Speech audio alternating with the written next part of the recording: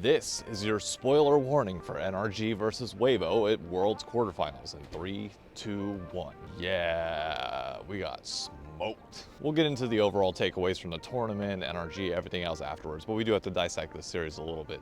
And immediately from the start of Game 1's draft, I was a little bit worried.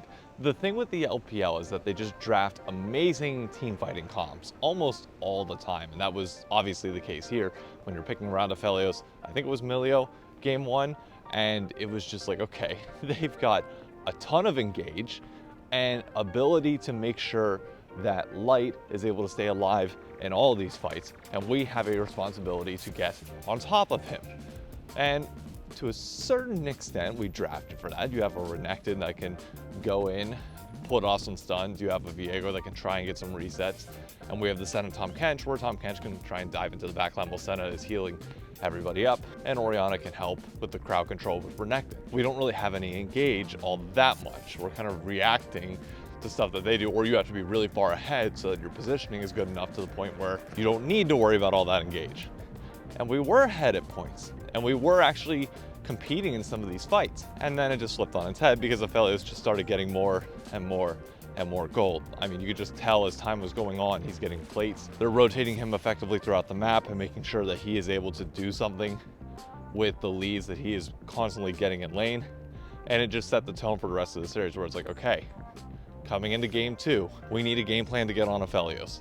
We need FBI and Ignar to be able to either be put in a position to directly match up against them or to try and counter them in some way, shape, or form. And while I like the idea of our draft, I like having the Vi as well as the Kai'Sa Alistar to like really try and engage and dive into them.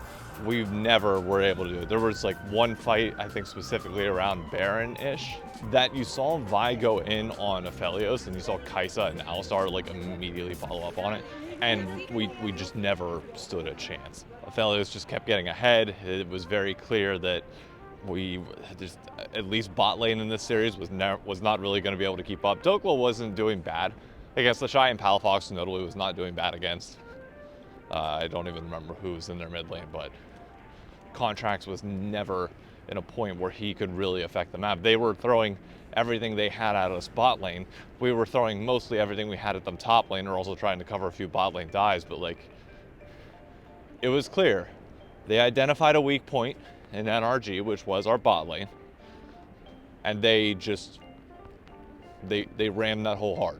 Game 3, I mean, the second you draft Ezreal Karma, you know, it's not NRG's identity. It's not how they have played this series or this Worlds the entire year. And it's just is a classic Game 3. We got nothing that's going to work, so we're going to throw everything up against the wall. And go figure, it didn't work. Ignar on Enchanter supports is just like, not it. Never has been, never will be. I'll be honest with you, this is something that I actually was a little bit worried about whenever I saw, I forget who it was, but it was the Caitlyn Lux bot lane in the like 2-2 matchups from Swiss stage, and I was like, oh, I think Mage and like Enchanter supports are making a comeback. They always seem to around this time, and that'll be a discussion for a different day on how that changes T1's power ranking in this tournament. But I knew that could possibly be trouble for us because ADC is just a role that, I don't know, it feels like we're not able to keep up with. Like playing around bot lane is just something that LPL teams have always done historically better, and they did that here. The second the Enchanter support started coming out, it's like that's not NRG style, and it was always going to be a little bit tough. Had C9 maybe adapted to that a little bit earlier, maybe, but that's just not NRG. So with that result, North America is officially eliminated from Worlds 2023, and also means that my sleep schedule can finally return to a sense of normalcy. Last night, I think I woke up every hour on the hour, like trying to make sure that I slept in until 6. Didn't really happen all that well. I mean, I still woke up at like 6:10, 6:15 to catch up on the series, saw that we were like mid-game 2, and was like, okay, might not be bad. But yeah, I'm happy that this Worlds honestly is over from a point of view of like, I need to watch every game now. I could just finally go back to normal life, and that's amazing from a content creating point of view. I can finally like start pre-planning videos and you know, getting back to stuff on our own time zone, which is great. Other than Worlds Finals. Worlds Finals, I still do have a vote for MVP, so I need to stay up and watch that game live, but Worlds Finals is like its own unique event, and I plan around that every year, so like I know that part is coming. You're gonna see a change in scenery as I get into Manhattan before we talk about like the long-term impacts of this Worlds, what it means to North America, and can we continue to grow on this and the success that we've had when it comes to international results and the LCS maybe stepping up our play. Now we begin the annual conversation that is, how do we close the gap between the West and the East? And yes, it is the West. For those that don't know, Chakra has tweeted out, yeah, our record is abysmal against the East for NA and EU combined. And now that we can definitively say, at least for this year, that North America was better than Europe. We beat their 1 seed. 1-to-1 matchup, we were better. I don't care whether you say that G2 crumbled or not. Point is, North America performed better. So this is still jointly a problem that the West has versus the East. And it's something that Riot has already called out and identified themselves. They are trying to find ways to make sure that they can counteract Korea and China just winning everything, because obviously it's healthy for the ecosystem to have Europe or North America, at least one of the two, be competitive against the East. And we are just simply not doing that. And that's not stopping anytime soon at the current pace. However, the important takeaway here is that we have building blocks. Slasher is going to be the person that I'll notably use for the rage portion of this, where people are like, North America is a failure. And objectively, despite NRG having what is a good Worlds tournament where we got to see more direct matchups against Europe, and obviously they got out so people were happy, North America still is a failure in terms of our international results. The question is, can you find sustainability as a region without having them?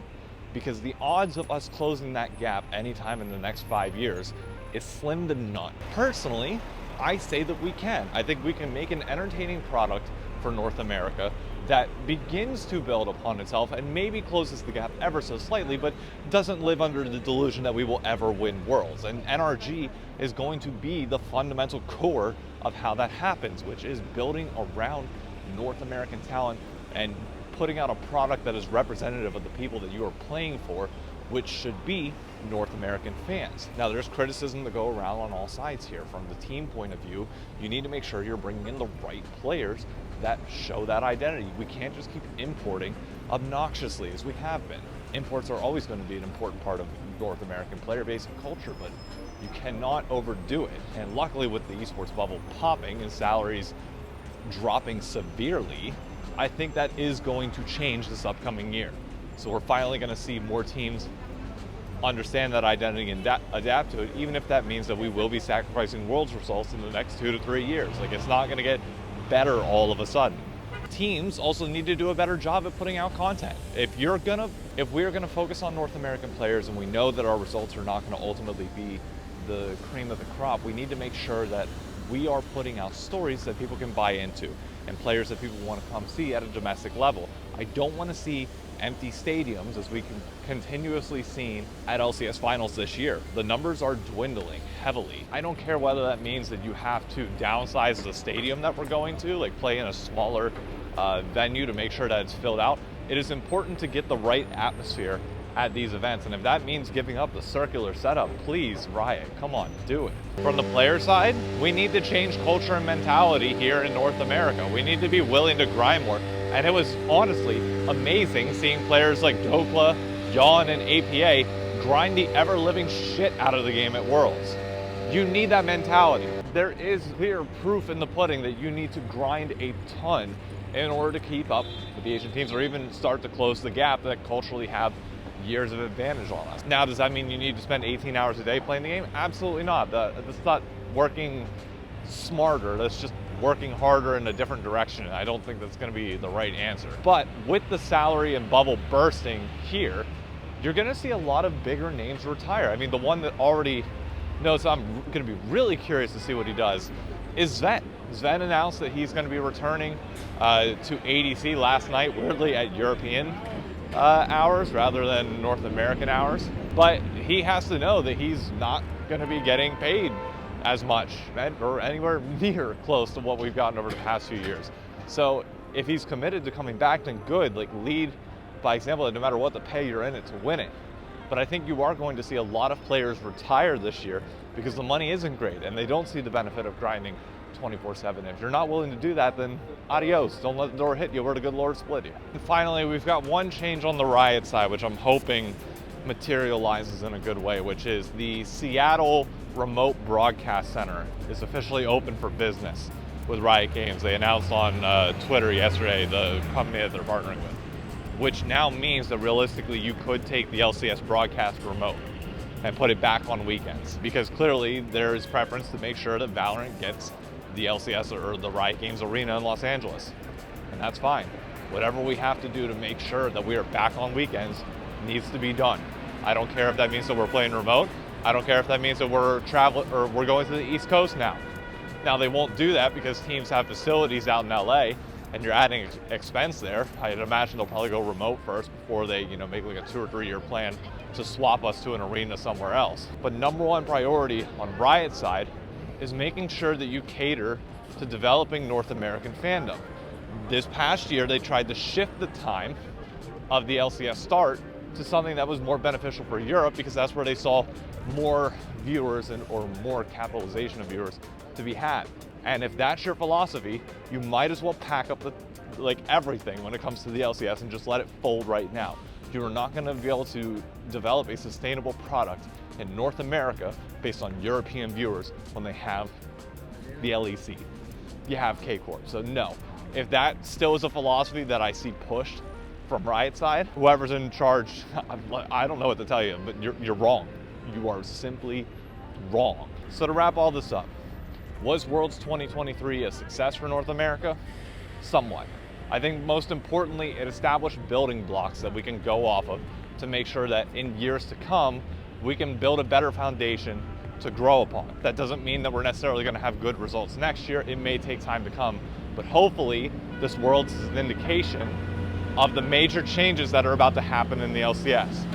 Because if they don't, if the lessons are not learned, we're not only going to continue to see the same results that we've seen in years past, but more importantly, I think the LCS might die off with it. We might disagree on the best way forward. I might believe in the in-person activation more than Riot does, and maybe more than the teams do, but you just got to do whatever you can to get more viewers. And if your way ain't working, try mine.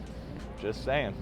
What do you got to lose? You're already losing viewers by the day here, so we'll see.